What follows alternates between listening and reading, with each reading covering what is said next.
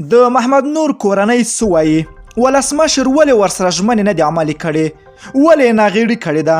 راځئ دغه ویډیو راسره تر پای وګورئ. په سلامونو مه هرکلی کوم دوستانو، خدای دې وکړي چې جوړ او روغ اوسئ. د مطلب د شیر کېدو نه مخکې دغه ویډیو تر پای وګورئ. د محمد نور کورنۍ وایي ولسمشر له ژمنو 5 میاشتې تېرېږي خو عملي شوي نه دي.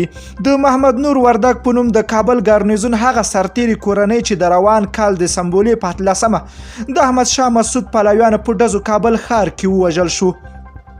وایي ارک ورسره کړې ژمنې نه دي عملي کړې. د وژل شوي سرتېري زوی سید محمد مصطفی سپوږمۍ راډیو ته ویلي ولسمشر غني ارکي د دغه سرتېري د کورنۍ او قومي مشرانو سره د ګڼو ژمنو ترڅنګ دا ژمنه هم کړې وه چې د وژل شوي سرتېري قاتلین به نیول کیږي او کورنۍ ته به یو کور هم ورکول کیږي، چې 5 میاشتې وروسته دا ژمنې یوازې تشې خبرې پاتې دي او کومه عملي بڼه نه ده درلودلې.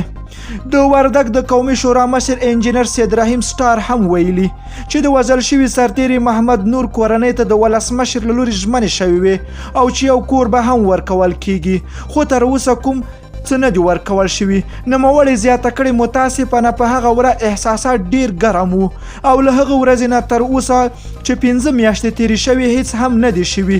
سټار له غني هیله کړې ده چې مسؤلو مراجعو د لارښوونه وکړي تر څو کړو ژمنو ته عملي بڼه ورکړي. په ما مو همدا حق وو چې دا خبر مې تر تاسو ورسوو. اوس تاسو خپل حق ادا کړئ چې دا خبره تر نورو ورسوئ چې ولسمشر ولې په خپلو ژمنو کې ناغېړي کړې ده.